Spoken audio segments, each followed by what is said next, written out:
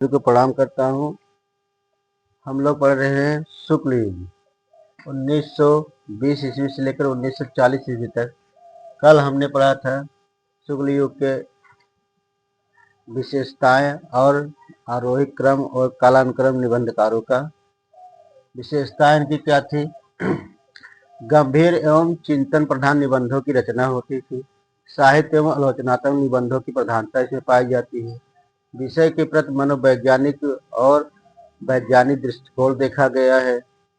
मनोविकारों की व्याख्या की गई है। हास्य व्यंग्य की प्रधानता देखी गई है। लोक मंगल की भावना, समाजशास्त्रीय दृष्टिकोण देखा गया है।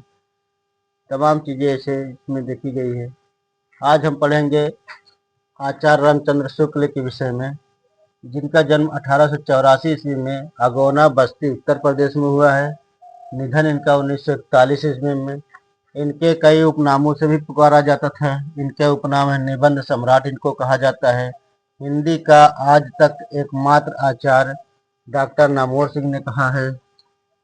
हिंदी में कलात्मक निबंध के जनक इन्हें माना जाता है।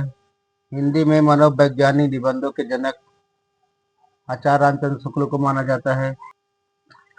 हिंदी आलोचना का युग पुरुष इन नामों से भी पुकारा जाता है इन्हें। हिंदी का भभूति का समान धर्मा आचार्य रामविलास शर्मा ने कहा है। इनके उपनामों से भी एक क्वेश्चन बन सकता है। और शुक्ल जी का प्रथम कविता क्या है? भारत और बसंत 1836 ईस्वी में, जो आदन कादम्बनी में प्रकाशित हुआ। इनके काव्य संग्रह है मध्यस्रोत। प्रथम निबंध इनके साहित्य है, जो 1904 ईस्वी में सरस्वती पत्रिका में प्रकाशित होती थी। इनके निबंध संग्रह है निबंधों का नाम, वर्ष, संपादक, कुल निबंधों का योग।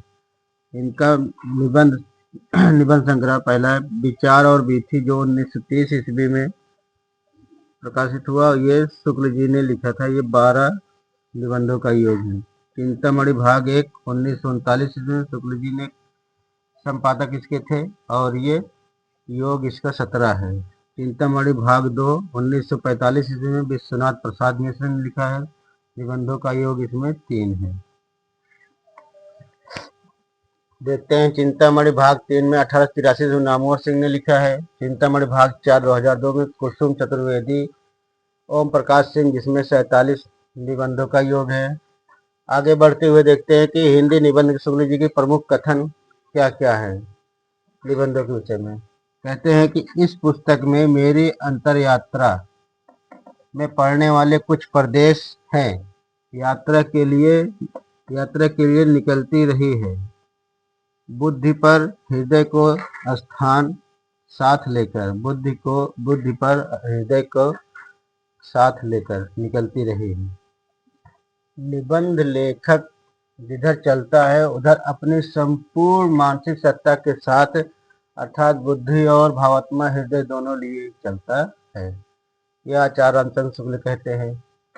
और कहते हैं निबंध उसी को कहना चाहिए जिसमें व्यक्तित्व अर्थात व्यक्तिगत विशेषता हो। यदि गद्य कवियों या लेखकों की कसौटी है तो निबंध गद्य की कसौटी है। भाषा की पूर्ण शक्ति का विकास निबंधों में ही सबसे अधिक संभव होता है। भाषा की पूर्ण शक्ति का विकास निबंधों में ही सबसे अधिक संभव होता है। यह आचार्य रामचंद्र शुक्ल कहते हैं। कि दोस्तों कमेंट करिए, लाइक सब्सक्राइब तो आप करेंगे ही, लेकिन कमेंट जरूर करिए। जो भी कमी होगा उसको हम पूरा करने की कोशिश करेंगे। धन्यवाद।